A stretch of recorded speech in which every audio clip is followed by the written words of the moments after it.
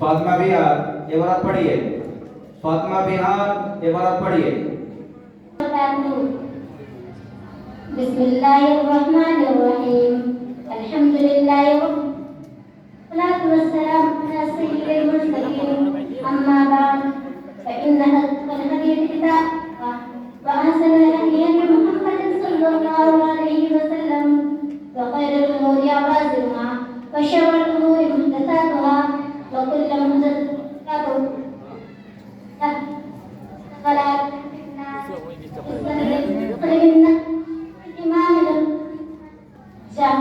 أمير المؤمنين في الحديث أبي عبد الله محمد بن إسماعيل بن إبراهيم بن المغيرة بن البردزبة الجوفي اليماني البخاري رحمه الله الباري اللهم انفعنا بعلومهم آمين يا رب العالمين.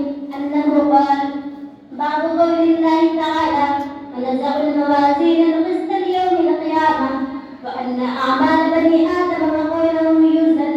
وقال مجاهد القسطاس العدل بالرومية ويقال القسط مصدر المقسط وهو العادل وأما القاسط فهو الجائر. وبه قال حدثنا أحمد بن أشهاب قال حدثنا وبالسند المتصل منا यहाँ से पढ़ो أحمد بن أشهاب قال حدثنا مع ابن رسالة وبالسند المتصل منا إلى الإمام الهمام المحفظ الحجة इसको पढ़ो यानी खुतबा पढ़ो. وبه قال حدثنا أحمد بن أشهاب قال حدثنا محمد بن فضيل عن عمارة بن القعقاع عن أبي زرعة عن أبي هريرة رضي الله تعالى عنه قال قال النبي صلى الله عليه وسلم كلمتان حبيبتان إلى الرحمن خفيفتان على اللسان ثقيلتان في الميزان سبحان الله وبحمده سبحان الله العظيم. मुसम्मद आयशा परवीन टाटा इबारत पढ़िए। आयशा परवीन टाटा इबारत पढ़िए। अस्सलामु अलैकुम व रहमतुल्लाहि व वालेकुम सलाम.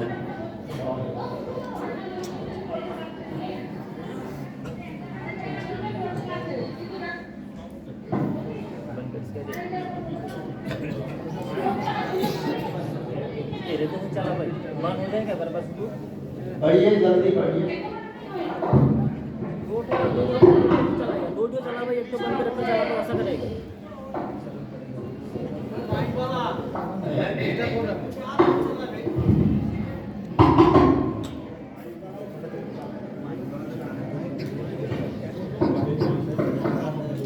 अस्सलामु अलैकुम व रहमतुल्लाहि व बरकातुहू. बिस्मिल्लाहिर्रहमानिर्रहीम. अल्हम्दुलिल्लाहि रब्बिल आलमीन वस्सलातु वस्सलामु अला सय्यिदिल मुरसलीन.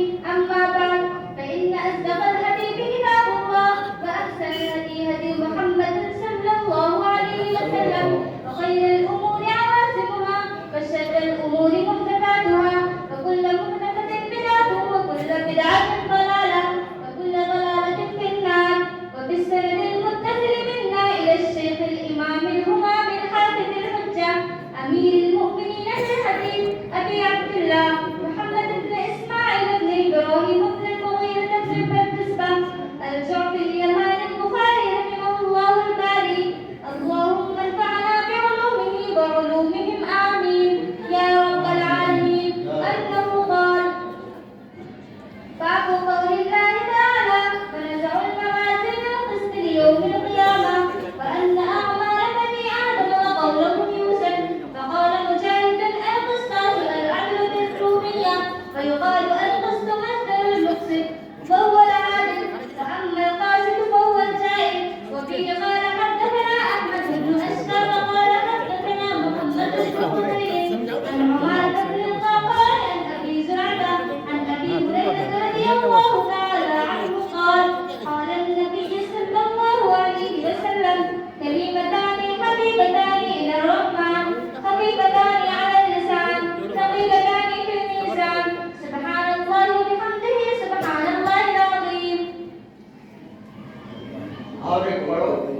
রোকাইয়া খাতুন মথুরাপুর 24 পরগনা এবারত পড়ে শোনাও। রোকাইয়া খাতুন মথুরাপুর 24 পরগনা এবারত পড়িয়ে। السلام عليكم ورحمة الله. السلام. السلام عليكم ورحمة الله. بسم الله الرحمن الرحيم. الحمد لله رب العالمين والصلاة والسلام على سيد المرسلين. أما بعد فإن أصدق الحديث كتاب الله وأحسن الهدي هدي محمد صلى الله عليه وسلم وخير الأمور عوازمها وشر الأمور محدثاتها وكل محدثة بدعة وكل بدعة ضلالة وكل ضلالة في النار.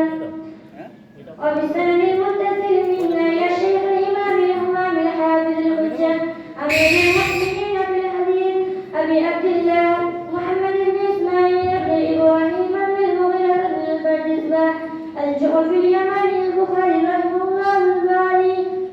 اللهم انفعنا بعلومه وانفعنا وعلومه آمين يا رب العالمين.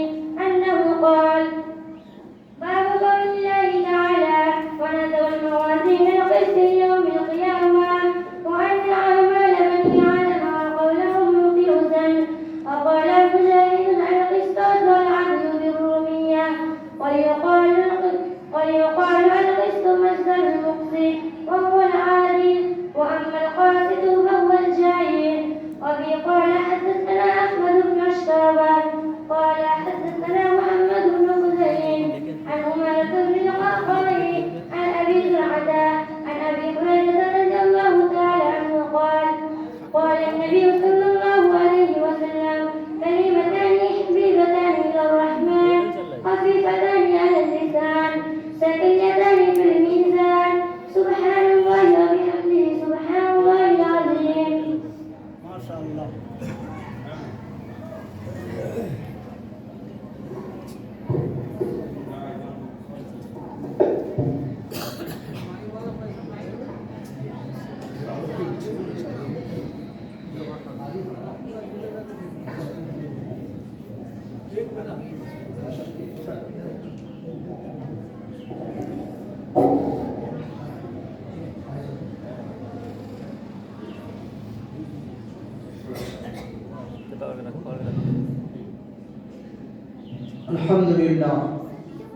الحمد لله وكفى وسلام على عباده الذين اصطفى. أما بعد فقد قال الله تعالى في كلامه الكريم أعوذ بالله من الشيطان الرجيم بسم الله الرحمن الرحيم وما ينطق عن الهوى إن هو إلا وحي يوحى صدق الله العظيم. وقال تعالى في آية أخرى بسم الله الرحمن الرحيم وما آتاكم الرسول فخذوه وما نهاكم عنه فانتهوا إلى آخر الآية صدق الله العظيم. وقال رسول الله صلى الله تعالى عليه وسلم بلغوا عني ولو آية أو كما قال عليه الصلاة والسلام. وقال الرسول صلى الله عليه وسلم اللهم ارحم خلفائي. قيل يا رسول الله من خلفاؤك؟ قال الذين يربون أحاديثي أو كما قال عليه الصلاة والسلام. আজকে এই পাক ও পবিত্র মজলিস খতমে বুখারীর মজলিস আর দস্তারে খিমারের মজলিস, এই মজলিস আরো 5টা মজলিসের থেকে স্বতন্ত্র, খুবই স্বতন্ত্র, খুবই গুরুত্বপূর্ণ। সারা বছরে বহু মিলাদ মাহফিলের মজলিস পাওয়া যায়, বড় বড় জলসার মজলিস হয়, ইজতেমার মজলিস হয়, জিকির আজকারের মজলিস হয়, কিন্তু এই যে খতমে বুখারীর মজলিস, এটা সবসময় হয় না। সব মাদ্রাসায় এটা হয় না, কারণ এই খতমে বুখারীর মজলিস করতে গেলে বুখারী শরীফ পড়ানো লাগে। তো সব মাদ্রাসায় তো বুখারী শরীফের দাস দেওয়ার সুযোগ হয় না, বিশেষ করে বালিকা মাদ্রাসা, গার্লস মাদ্রাসা। এই গার্লস মাদ্রাসা খুবই ছোট থেকে উঠে আসে। সব মাদ্রাসায় যে তাড়াতাড়ি করে খতমে বুখারী বা বুখারীর ক্লাস খুলে দিতে পারে তা পারে না। হাতে গোনা বাংলার মধ্যে কয়েকটা মাদ্রাসা আছে যেখানে দওরা হাদিস পড়ানো হয়। এই সেদিনে সম্ভবত গত বুধবারে দক্ষিণ 24 পরগনার উত্তর পাড়া হেমায়েতুল ইসলাম বলে একটি মাদ্রাসা আছে, বালিকা মাদ্রাসা। এত বড় নয়, কিন্তু সেখানেও 6টি মেয়ে ছেলে ফারেগা হলো। সেখানেও এই অধমকে যেতে হয়েছিল এই বুখারী খতমের উদ্দেশ্যে। আজকে এই মাদ্রাসা আল জামিআতুত তাহেরা, এই মাদ্রাসা বহু পুরাতন এবং খুবই স্বনামধন্য মাদ্রাসা। যত বালিকা মাদ্রাসা আছে তার মধ্যে এখন 1 নম্বর মাদ্রাসা হচ্ছে আল জামিআতুত তাহেরা। একটু আগে আপনারা শুনলেন আমার লাখতে জিগার কলিজার টুকরা বড় মেয়ে আয়েশা সুলতানা এই মাদ্রাসা তিনি ফসল।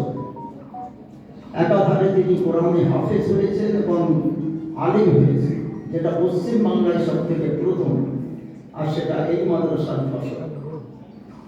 যাই হোক, আমি যদিও এই বঙ্গবিখ্যাত মাদ্রাসা আল জামিয়া মাজাহিরুল উলুম গণকপুর মাদ্রাসার নগণ্য খাদিম, তবু আমি বালিকা মাদ্রাসাগুলিকে খুবই ভালোবাসি। কারণ আল্লাহ তাআলা পাক কালামের মধ্যে ইরশাদ করেছেন, ওমান ইয়ামাল মিনাস সালিহাতি মিন যাকারিন আও উনসা ওয়া হুয়া মুমিন ফাউলাইকা সায়াদখুলুনাল জান্নাহ ওয়া লা ইউজলামুনা ফাতিলা। সাদাকাল্লাহুল আযীম।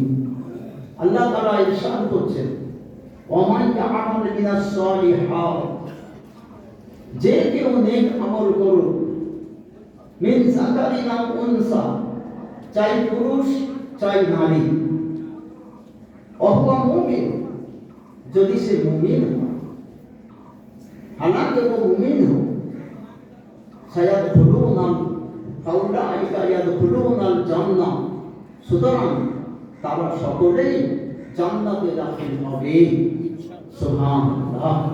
ওয়ালা ইউজলামুনা ফাতিলা, তাদের উপরে আল্লাহ তাআলা বিন্দু পরিমাণ জুলুম করবেন না, জুলুম করা হবে না। যারা যতটুকু ঈমান আমল নিয়ে যাবে আল্লাহ তাআলা তাদেরকে তার বদলা অবশ্যই চুকিয়ে দেবে। বলকে অনেক বেশি বদলা, অনেক বেশি বদলা।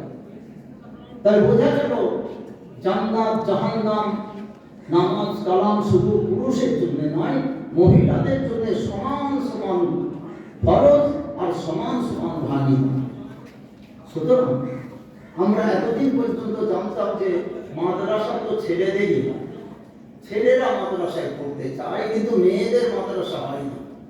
কিন্তু আজ থেকে 15-20 বছরের মধ্যে আমরা দেখতে পাচ্ছি, আল্লাহর শুকর, পশ্চিম বাংলার বুকে এক করে 1-2 করতে করতে প্রায় 50-60টা মাদ্রাসা, বালিকা মাদ্রাসা তৈরি হয়ে গেছে। বলুন আলহামদুলিল্লাহ।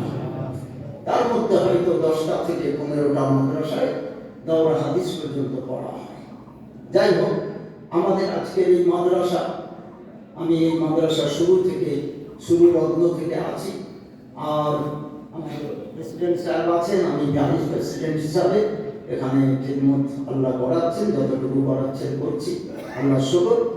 আজকে আপনাদের সকলকে আমি সম্মুখে পেয়ে এবং দেখতে পেয়ে বড় আনন্দিত বড় গর্বিত, খুবই তৃপ্তি লাগছে। বিশেষ করে আপনারা তো বহু জেলা থেকে এসেছেন, বিভিন্ন জেলা থেকে এসেছেন অভিভাবক হওয়ার সূত্রে। বিশেষ করে আমি হাওড়া জেলার লোক, উলুবেড়িয়া। আমার উলুবেড়িয়া এলাকা থেকে আমার এক ছাত্রবাবু মৌলানা মিসবাহুল ইসলাম, আমার স্টুডেন্ট ছাত্র, আমাদের মৌলানা হাফেজেও আমাদের ছাত্র। এসব ছাত্র বাবুদেরকে দেখছি, এদের মেয়েরা এখান থেকে কোরআনে হাফেজ হলো, বলুন আলহামদুলিল্লাহ, জোরে বলুন আলহামদুলিল্লাহ। তেমনি আপনাদের মেয়েরাও এখান থেকে হাফেজ হয়ে হলো বা মৌলানা পাস করলো। আজকে তাদের দস্তারে জিমা, অর্থাৎ ছেলেরা হলে তাদেরকে দস্তার বন্দি অর্থাৎ পাগড়ি দেওয়া হয়, আর খেমারে ফজিলত, জি, আর মেয়েদেরকে দেওয়া হয় খেমারে ফজিলত, অর্থাৎ তারা যে একটা জায়গায় উঠতে পারলো, তাদেরকে একটা সম্মানিত হিসাবে তাদেরকে বোরকা দেওয়া হয়। খেমার মানে ওড়না, আর তারই রূপক অর্থ হচ্ছে বোরকা। তো তাদেরকে বোরকা, ওড়না ইত্যাদি দিয়ে, কিতাবপত্র দিয়ে তাদেরকে সম্মান জানানো হয়। আসল সম্মান তো দেবেন আল্লাহ, আসল সম্মান তো দেবেন আল্লাহ। যে যার বাবা মা যে হাফেজ হয়ে গেছে, চাই ছেলে হোক চাই মেয়ে হোক, হাফেজা যদি হয়, তার মাতা পিতার মাথায় আল্লাহ তাআলা নূরের তাজ পরিয়ে দেবেন। হাদিস পাকের কথা, আমি শুধু বাংলাগুলো বলছি। তো মহতারাম দোস্ত বুজুর্গ, আল্লাহ তাআলা আপনাদেরকে বড় সম্মানিত করেছেন, বড় ইজ্জতওয়ালা করেছেন, যে আপনাদের মেয়েরা কেউ হাফেজে কোরআন হয়ে গেল, কেউ মওলানা পাশ করে গেল। এবার তাদের দ্বীনের খিদমত করার পালা। সত্যিকার কথা, বর্তমান সময়ে মহিলাদের মধ্যে দ্বীনি শিক্ষা, দ্বীনের ইলম, দ্বীনি চেতনা, দ্বীনি তারবিয়া এটা খুবই কম ছিল। আজ থেকে 10-20 বছর আগেও মহিলারা শুদ্ধ করে কোরআন শরীফ পড়তে পারত না। যেভাবে পড়তো সে পড়ার মতো, ওর কার মাথায় চাপিয়ে দিত আর কার ঘাড়ের উপরে ঠ্যাং চাপিয়ে দিয়ে এইভাবে চলে যেত। মানে সে পড়া শুদ্ধ হতো না, তার ফলে মানেও ঠিক হতো না, আর মানে ঠিক না হলে নামাজও সহি হতো। এরকম একটা ব্যাপার। এবার আল্লাহ তাআলা মাফ করতে পারে। আমি বলছি না যে সব বেকার হয়ে গেছে, না, আল্লাহ তাআলা মাফ করতে পারে। কিন্তু নিজে যতদিন ভুল থাকবে সেটাকে শুধরে নেওয়ার চেষ্টা করতে হবে। সেই জন্য বর্তমানে এই যে বালিকা মাদ্রাসাগুলি আল্লাহ করিয়েছেন পশ্চিম বাংলার বুকে, এটা আল্লাহ তাআলার বড় মেহেরবানি, বড় মেহেরবানি। আর এসব চলছে সরকারের কোনো পয়সা নিয়ে না, এসব চলছে আপনাদেরই চাঁদাপত্র দিয়ে, আপনাদের টাকা পয়সা, আপনাদের জাকাত ফিতরা, আপনাদের কুরবানির চামড়া, আপনাদের দান খায়রা, এই সবের উপরে এইসব মাদ্রাসা চলছে। সেই জন্য আপনারা সবাই আরো বেশি বেশি করে দান খায়রা করবেন। এখানে বহু হাজি সাহেবগণ আছেন, আল্লাহওয়ালাগণ আছেন, উলামায়ে কেরাম আছেন, অনেক নামাজি মুসল্লি, আল্লাহওয়ালা দিনের দাঁড়ি, যারা তবলিগের কাজ করেন, জামাতে যান, আরো বেশি বেশি করে যাবেন। সবাইরই উচিত কিছু কিছু সময় আল্লাহর রাস্তায় ব্যয় করা, তাতে নিজেরও ভালো আর অপরেরও ভালো, দিনের ভালো হবে ইনশাআল্লাহ। এখন আজকে আমাদের এই যে খাতমে বুখারী, টাইম তো আর বেশি নেই। আমাদের মেয়েরা তারা তেরাত পড়তে, নামাজ পড়তে একটু সময় নিয়ে নিয়েছে। তো এখন সময় খুব সংক্ষেপ, মাত্র 8 ঘন্টা সময়। এই 8 ঘন্টার মধ্যে আমাকে একটা, বলতে গেলে সমুদ্রকে একটা ঝিনুকের মধ্যে ভরে ফেলার মতো অবস্থা। একটা সমুদ্র, এই কিতাবটা দেখতে পাচ্ছেন তো, বিরাট বড় সমুদ্র কিতাব, জি। আর এই কিতাবের শেষের হাদিস, জি। তো তার উপরে কিলোকাল করতে গেলে, বয়ান করতে গেলে, ব্যাখ্যা করতে গেলে অন্তত 1.5 থেকে 2 ঘন্টা সময় লাগবে ন্যূনতম। আরো বেশি হলে তো বেশি হয়, ভালো হয়। কিন্তু তার মধ্যে 8 ঘন্টার মধ্যে আমাকে এটাকে একটা আয়াতের মধ্যে আনতে হবে। ইনশাআল্লাহ আল্লাহ চাইলে হয়ে যাবে। আপনাদের পূর্ণ সহযোগিতা দরকার। পেছনের দিকে অনেক ভাই এসে বসছেন, কিন্তু সামনের দিকে জায়গা ফাঁকা পড়ে আছে। পেছন থেকে কিছু ভাইরা যদি এই দিকে আসেন, বাম দিকে যদি আসেন, অনেক জায়গা পড়ে আছে, অন্তত 20-25 জন বসতে পারবে। পেছন থেকে ভাইরা সামনে চলে আসুন, আমিও আপনাদেরকে দেখতে পাবো, আপনারাও আমাকে দেখতে পাবেন। এই দেখা দেখিটাই মেন। আমি এমন কিছু বড় আলেম না, বড় মুহাদ্দিসও না, বড় কিছুই না যে কিতাবটা সামনে রেখেছি বলে আমি বিরাট মুহাদ্দিস হয়ে গেছি, তা না। আমিও আপনাদের মতো সাধারণ মানুষ। কথাটা বুঝতে পেরেছেন? আল্লাহ তাআলা কাউকে কিতাবের সামনে বসায়, কাউকে একটু দূরে বসায়, এটা আল্লাহ তাআলাই বসিয়েছে। এখানে বহু যোগ্য আলেম ওলামা আছেন। আমাদের মৌলানা মুশতাক সাহেব, যিনি বুখারী আউয়াল পড়ান, আর আমাদের মৌলানা ইবাদুর রহমান সাহেব, কোথায় মৌলানা ইবাদুর রহমান সাহেব, যিনি কিতাবুস সানি পড়ান, জিলদে সানি, ইনারাই তো আসল পণ্ডিত, ইনারাই আসল মুহাদ্দিস। জি, আমি যদিও ওই বুখারী শরীফের একটা পাঠ পড়াই বড় মাদ্রাসায়, তো আমি কিন্তু বড় আলেম না।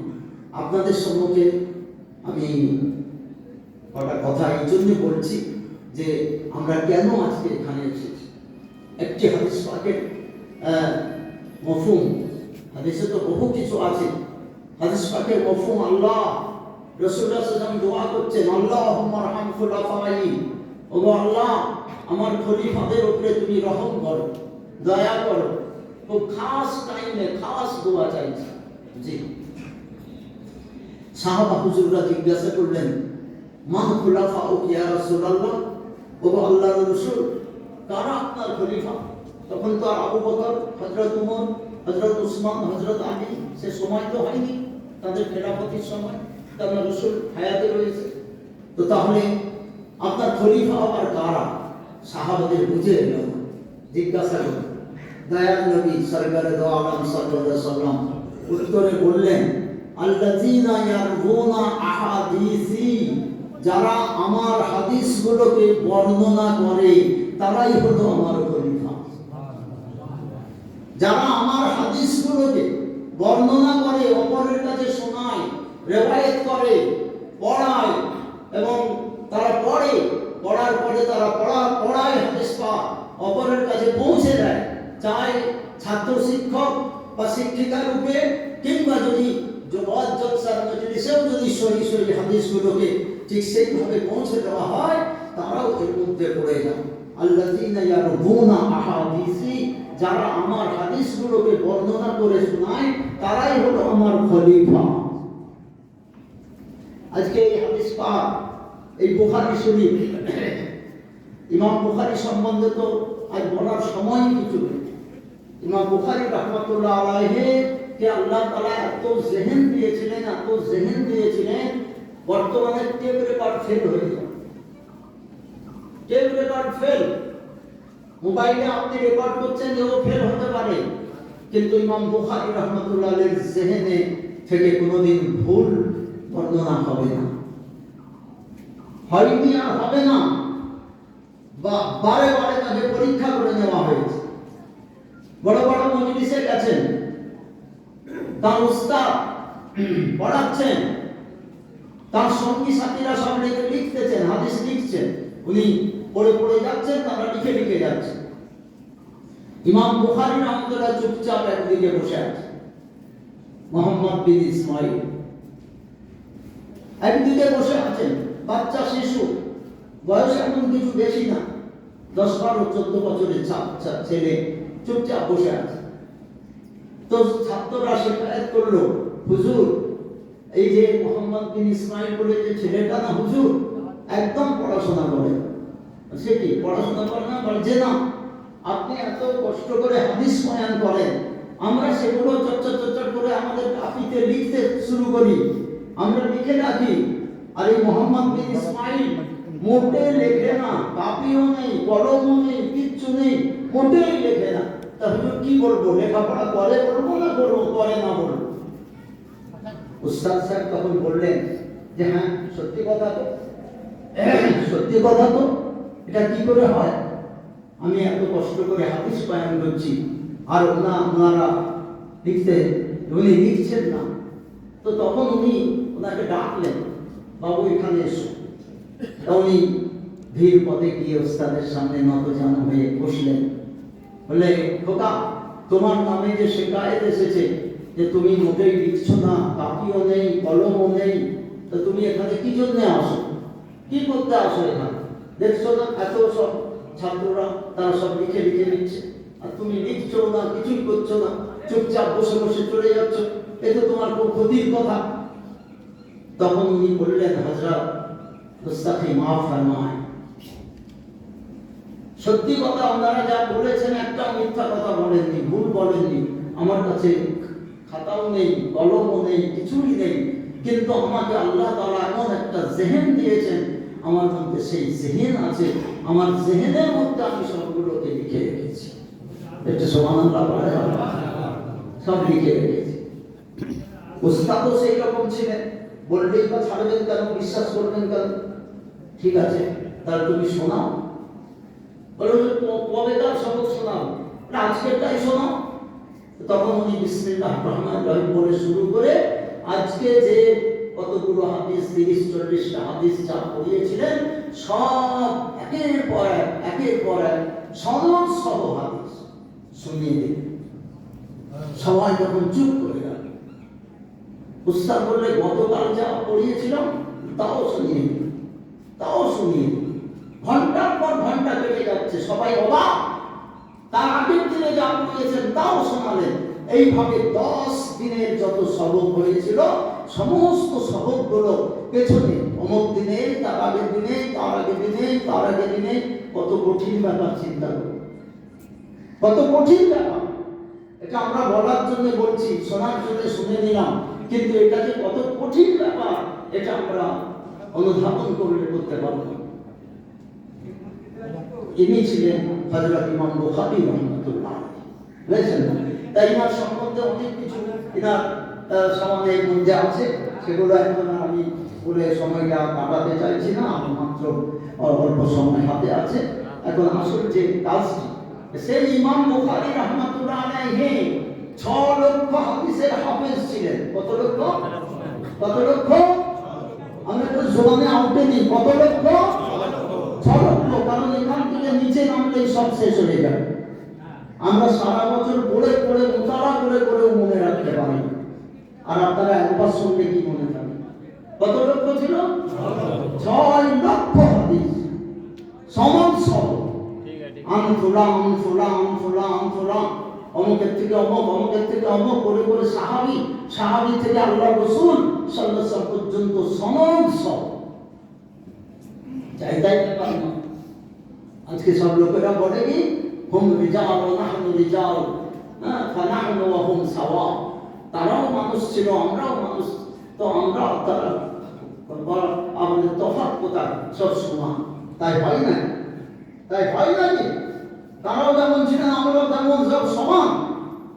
সাহাবায়ে কেরামদেরকে আল্লাহ তাআলা এমন জেহেন দিয়েছিলেন যে তারা আল্লাহর কোরআন একবার দুবার শুনতেন, মুখস্থ হয়ে যেত।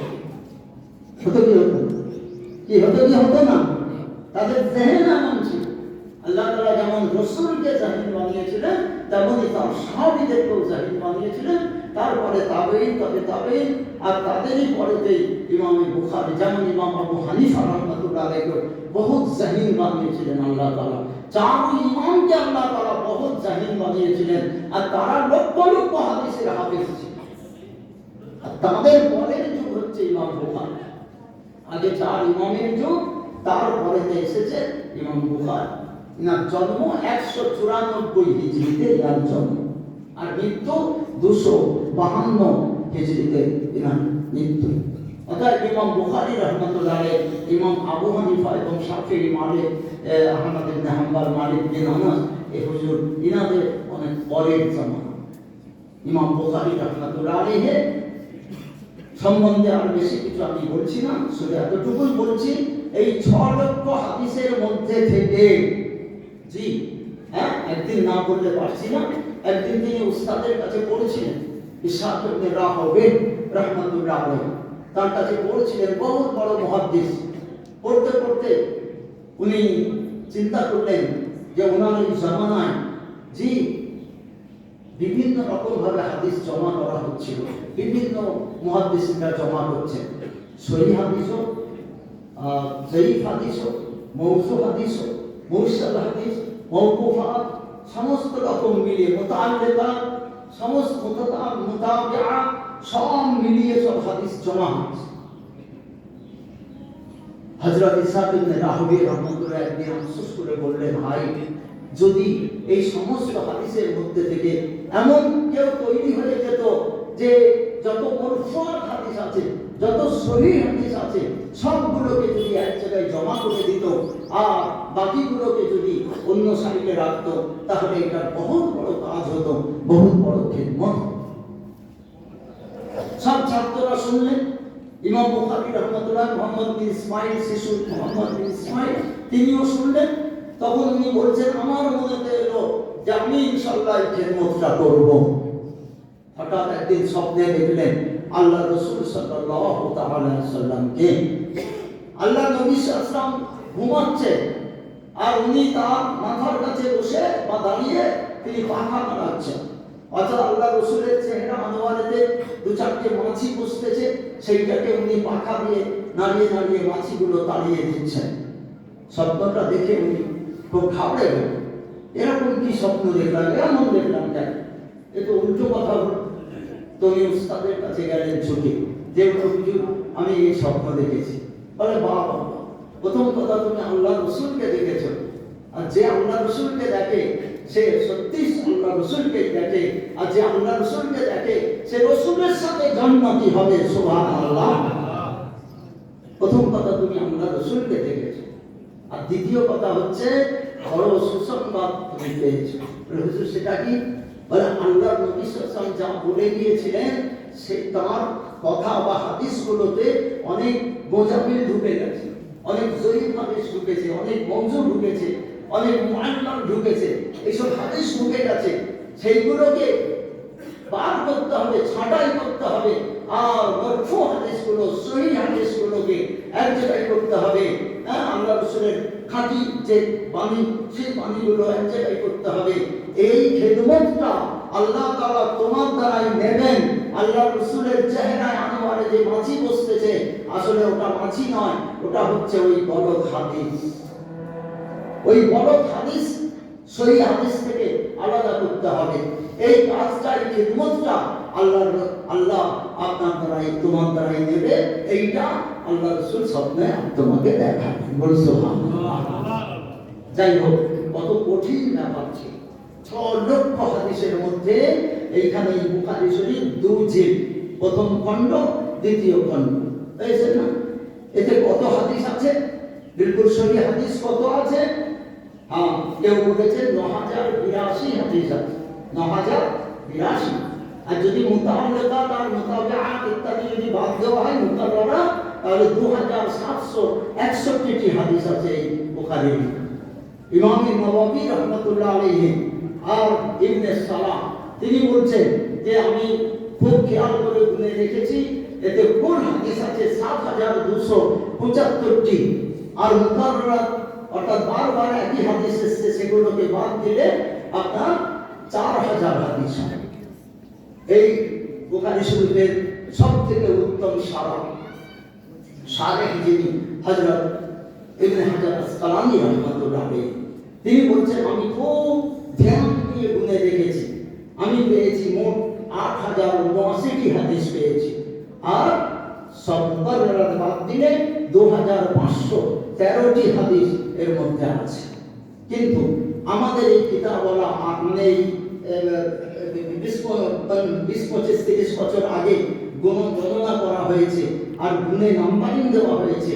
সেই নাম্বারিং এর মধ্যে আমাদের আজকের প্রতিপাদ্য যে হাদিসটি, এটা হলো 7563। 7563 নম্বর হাদিস আমরা বলব। এটি হলো বুখারী শরীফের সবথেকে শেষ হাদিস।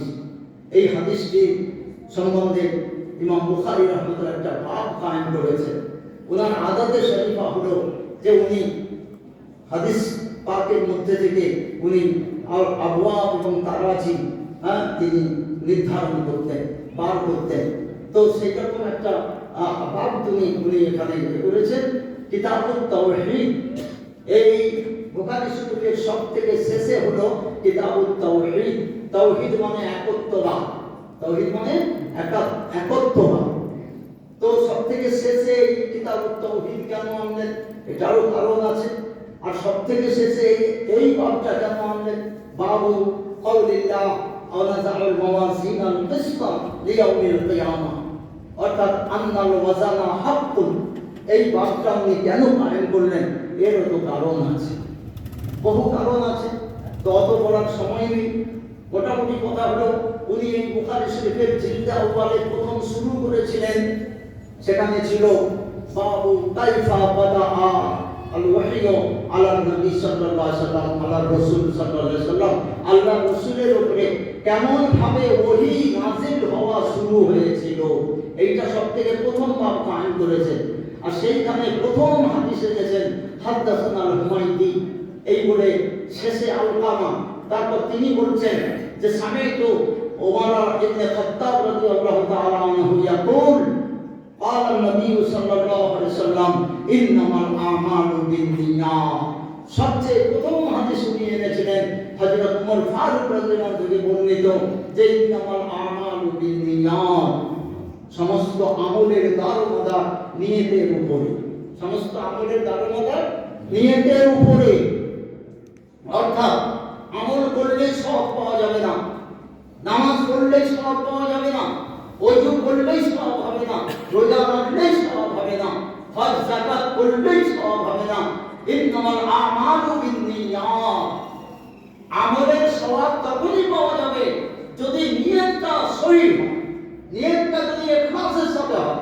যে যার যত ইখলাস হবে তার সওয়াব তত বেশি হবে, তার ফায়দা তত বেশি হবে।